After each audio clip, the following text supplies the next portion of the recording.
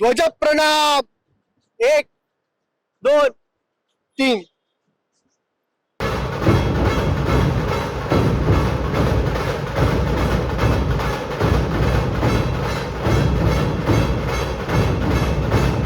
चैत्र शुक्ल प्रतिपदा अर्थात गुढीपाडव्याला आपण हिंदू नववर्षाच्या स्वागतासाठी भव्य दिव्य अशा मिरवणुका पाहतो. मात्र या मिरवणुकींच्या मागे किती मेहनत असते हे आपल्याला माहिती आहे का?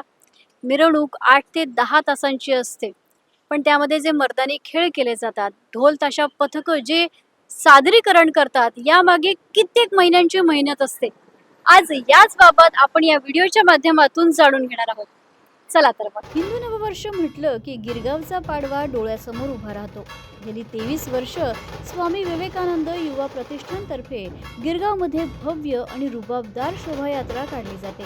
या शोभायात्रेत लहानांपासून मोठ्यांपर्यंत विविध वयोगटातील कलाकार आणि पथक सहभागी होतात. त्यातीलच एक म्हणजे गजर ढोल ताशा पथक. सुरुवात बघायला गेली, पहिला आम्ही ध्वजप्रणाम करतो. या ध्वजासाठी आम्ही वाजवतो, त्याचं आम्ही पहिला मान ठेवतो. त्यानंतर रिदम असतातच, पण बेसिक जे ढोल ताशाचे आहेत रिदम सेट आहेत त्यांना आम्ही हात म्हणतो. ते 2 पासून 7 पर्यंत जातात आणि त्यांना प्रत्येकाने आपल्या पथकाने त्याच्या पथकाने त्यांच्या आवडीप्रमाणे किंवा त्यांच्या कौशल्याप्रमाणे वेगळे रिदम सेट केले.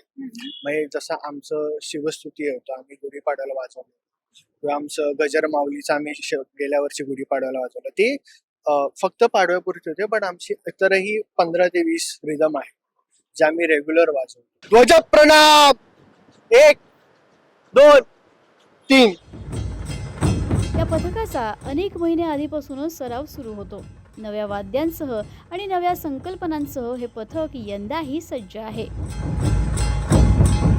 नमस्कार, माझं नाव साईश गजानन कुर्तरकर आणि गजर ढोल ताशा पथकामध्ये मी एक वादक आहे. आज पथकाला सुमारे 14 वर्ष पूर्ण झाली आणि बघायला गेलं अंदाजे 350 पर्यंत आमच्याकडे सभासद आहेत पथकामध्ये. आणि गुढीपाडव्याला आम्ही जवळजवळ 13 वर्ष वाजवतो. गुढीपाडव्यामध्ये बघायला गेलं तर स्वामी विवेकानंद प्रतिष्ठान तर्फे गिरगावात शोभायात्रा दर गुढीपाडव्याला आयोजित केली जाते. त्याचाच एक सहभाग म्हणून गजर ढोल ताशा पथक वाजन करतो. यावर्षी संकल्पना आहे वंदे मातरम. आताच्या घडीला पथक बघायला गेलं तर पारंपरिक जे वाद्य आहेत जसं ढोल ताशा टोल हे आमचे रेग्युलर वाजवलेले वाद्य आहेत, पण दरवर्षी संकल्पनेप्रमाणे आम्ही एक नवीन वाद्य आणण्याचा प्रयत्न करतो.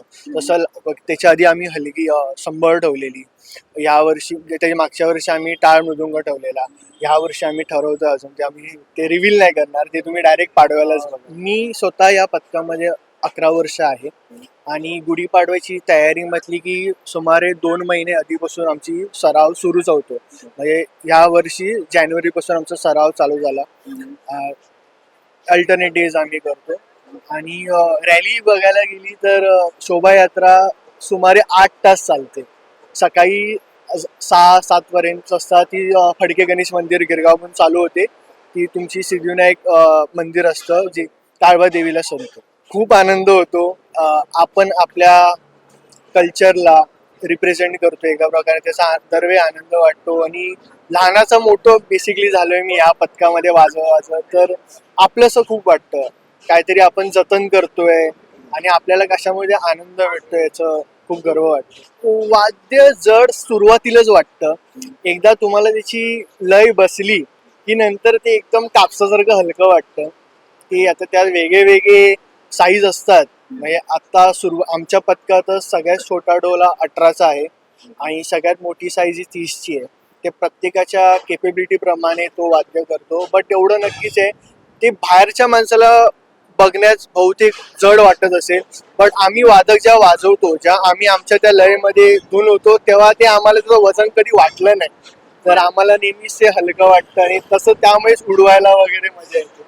ढोल कसा वाजवायचा, गाठ कशी बांधायची याचंही प्रशिक्षण सदस्यांना दिलं जातं. ती सुरू बघायला पाण्याचं सेंटर घेऊन त्याला रेडियस आपण जे म्हणतो त्या इंचाप्रमाणे ती वाढत जाते. जसं जेवढा रेडियस आहे डबल तुझं डायमीटर तशी मोठी साईज होत जाते.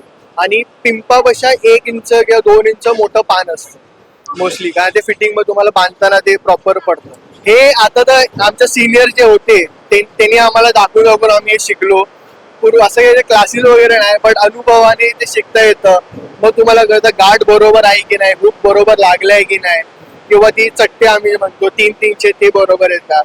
त्यात पण प्रकार असतात की 2नी चढवतायत की 3नी चढवतायत, 3 गाठी 2 गाठी अशा प्रकार. पथकामध्ये आज बघायला गेलं की असं नाही की एक ठराविक एज ग्रुप किंवा एक ठराविक जेंडरच असं आहे, तर खूप पथकात आहे तसं. बट गजर पथकामध्ये सुरुवातीपासूनच जेव्हा मी चालू केलं तेव्हापासूनच तुम्हाला प्रत्येक एज ग्रुपचे प्रत्येक जेंडर प्रमाणे तुम्हाला वादन ते बघायला भेटेल. म्हणजे आमच्याकडे शाळेत जाणारी पोरं पण आहेत, कॉलेजचे स्टुडंट्स पण आहेत, आणि वर्किंग प्रोफेशनल्स किंवा असे माणसं जे स्वतःची मुलं पण पथकात वाजवत आहेत आणि ते पण वाजवत आहेत असे पण तुम्हाला बघायला भेटेल.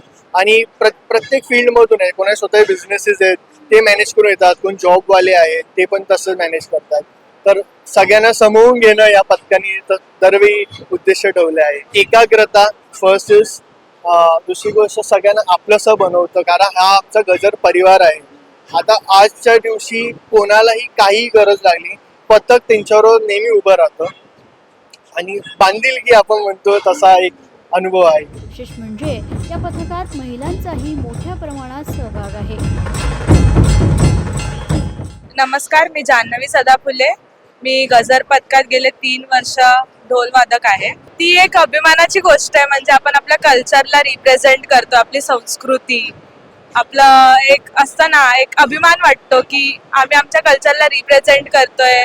आपला एक ट्रेडिशनल अटायर असतो. शेवटी कलेसाठी वेळ काढावा लागतो, तर आम्ही आमचा वेळातला वेळ काढून आमच्या कलेसाठी वेळ देतो. छान वाटतं वाजवायला इकडे येऊन, म्हणजे ढोलाचा आवाज ऐकून कान तृप्त होतात. माझं नाव मेघा जयदीप पांजरेकर आहे. मी ह्या पथकामध्ये याच वर्षी आहे.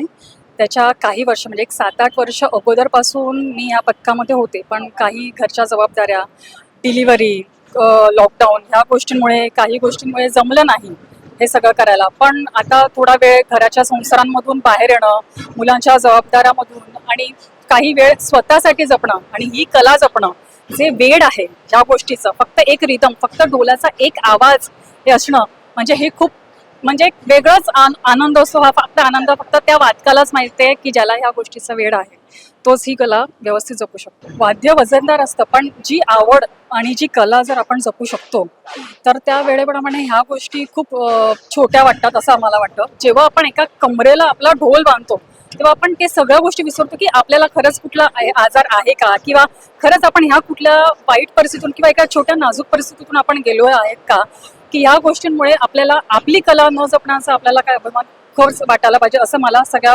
स्त्रियांना किंवा प्रत्येक महिलेला असं वाटतं की त्यांनी त्यांची कला ही जपावी. त्यांना असं वाटतं की नाही मी हे करू नाही शकत, पण नाही, ती एक गोष्ट दाखवा, एक ती सकारात्मक दाखवा जी आपल्या मनामध्ये आहे की नाही आपण हे करू शकतोच.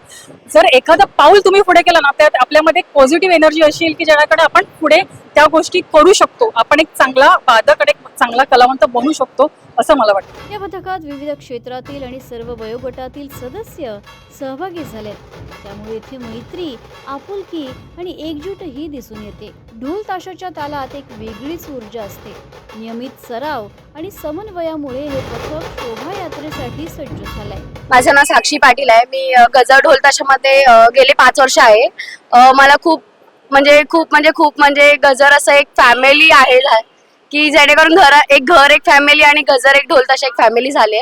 खूप एवढं आवडतं की नाही, असं होतं की जेव्हा पाडवा संपतो मग त्याच्यानंतर मग 2 महिने मी परत ब्रेक असतो, मग त्याच्यानंतर मग गणपतीची प्रॅक्टिस होते, गणपतीचा पर्व येतो, मग नवरात्रीचा पर्व येतो, मग त्याच्यानंतर परत 4 महिने परत प्रॅक्टिस बंद होते. 4 महिन्यानंतर परत जानेवारी महिना कधी येतोय असं होतं की हा बाबा गुढीपाडव्याची तयारी आहे. एक नवीन रिदम, एक नवीन आपुलकी, परत एक नवीन म्हणजे असं पथकात नवीन लहान म्हणजे मुलं. आता तुम्ही बघताच, हा गेले म्हणजे मला वाटतं एक 3-4 वर्षाचा असल्यापासून प्रतीक दादांचा मुलगा आहे हा येत, तर हा पण येतो, हा पण वाजवतो. आम्हाला एक असं होतं की अरे ही मुलं करतात तर मग आपण पण करू शकतोच, की आपण पण एक प्रोत्साहन देऊ शकतो लहान मुलांना. जर आपण केलं तर लहान मुलं पण खूप छान प्रकारे वाजवू शकतात, की आपण एक सपोर्ट करतो. किंवा आमचे पथक प्रमुख आहेत, विघ्नेश दादा आहे, रोहन दादा आहे, विक्रांत दादा आहे, ललित दादा आहे. हे खूप आम्हाला एक मोठ्या भावासारखे आहेत, जे आम्हाला कधीच कुठल्या गोष्टीमध्ये की तू चुकलीस ना, ठीक आहे तू परत वाजव.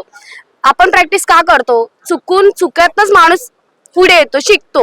मुझे उसके साथ बहुत अच्छा लगता है जब मैं सबके सामने मैं शो करता हूँ मेरा रियल परफॉर्मेंस और सब कुछ मेरे में है. प्रैक्टिस करके हम लोग परफेक्ट और अच्छे बनते हैं.